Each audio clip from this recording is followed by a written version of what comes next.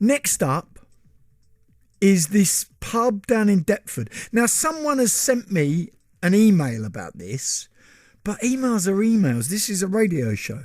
So if you can tell us anything about the pub, and was it ever a theatre? Was it a music hall? What's the story? Where was it? Someone sent me an email about that and I could read it out, but that's not as good, really. I know you won't have been there because it closed a long time ago, but still. And then finally, we're not getting anything on Roger's query. And I think this is the funniest one of the day. So let me paint you a picture, right? You might have to keep your eyes shut at certain stages of this picture. Roger's band were booked to play at a festival in 1982 at the bandstand in Hampstead. Now, we're pretty certain that's the bandstand down by the Parliament Hill bit. And it was a sort of hippie festival. He thinks that the people from Hawkwind might have been involved. Anyway, when he got there with his band, they couldn't even get anywhere near the bandstand because it had all been ringed off by the police. Because the police were told this festival was at the bandstand and it was going to be starkers and it was going to be stoned. So the idea was you would take all your clothes off and smoke a joint. Did anybody go? Does anyone? You might even have just been walking your dog nearby and got a bit of a shock. It would be fantastic to hear from you. So there you go. That's the queries that we need to get some work on. So it's the Bird's Nest pub stroke theatre down in Deptford. The Stanstone Starkers Festival in 1982 in Hampstead. And whatever the third one is. This medal that was given by an old chap in the 60s. We think it sort of dates back to the First World War era, but it's not a British medal. I'm pretty certain of that. Okay, I played you a Joe Brown track earlier, and Joe Brown is coming in. That's one of the reasons I played it, partly because it's a lovely song, but partly because Joe Brown is coming in. And he's coming in because they've just released a 60th anniversary box set. And it's a very handsome beast, I've got to tell you. Sweetheart, listen. I know the last few pages haven't been good for the both of us. And I've caused you a lot of grief. But put those bags down, okay? Let's talk to Hazel about the Bird's Nest pub. Hello, Hazel. Hello. Do you know this pub, Hazel? I do know it very well. Oh, it's good. just down the road from where I live. Right. And it used to be my local for many years. Right.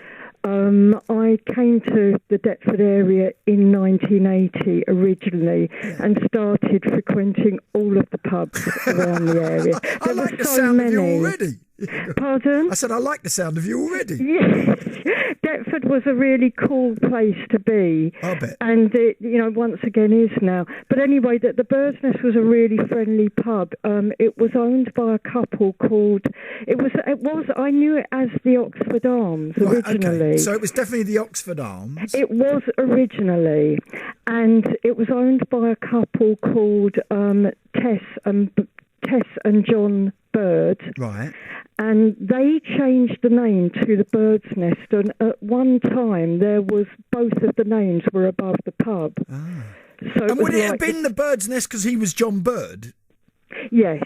Because there was a chain of pubs called the Bird's Nest back in the 70s. Oh God, I didn't know about that. I mean, Yeah. I assumed that they'd called it the Bird's Nest for that reason, but I just assumed that because it was the name. But after John Bird died, Tess, she was very interested in investing in the arts around the area. Right. There were lots of actors. There's always been a lot of artistic talent and, bands and actors and all of this going on around here.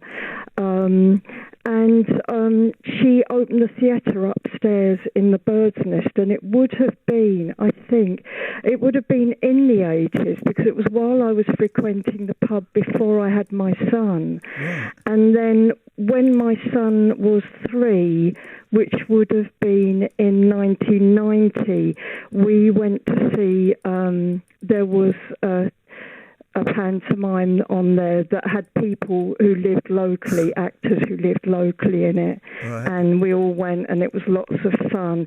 And it was an incredibly well-run pub. It was a really good place to be, and it always has been. Excellent. So that's Hazel's recollections of the pub. Let's talk to Joel now, who is the current governor of the Bird's Nest. Is that right, Joel? That's right. Hi, Robert. Hello, mate. How long have you been there? Well, I came here originally about 7 years ago. Okay. I started off managing the pub, and then I bought the pub. So, do you know anything about its history? Was there ever a kind of a music hall or a theatre attached to it?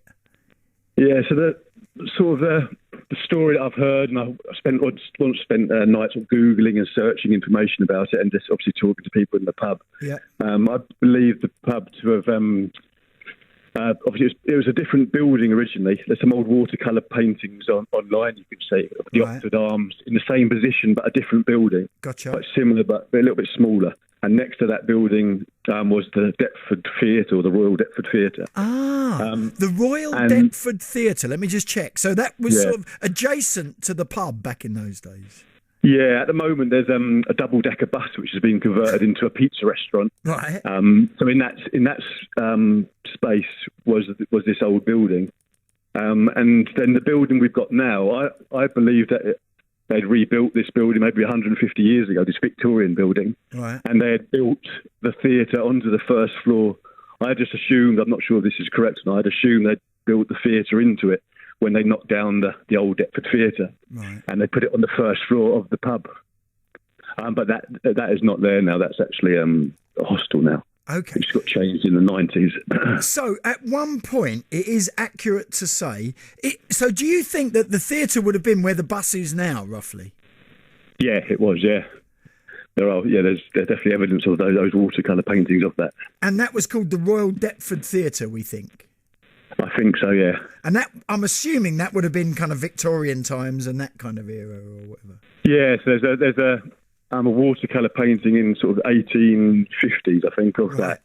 And do you still have live music and stuff on at the pub? Yep, we've got. We're actually shut for refurbishment. We're reopening again on Friday the 6th next week.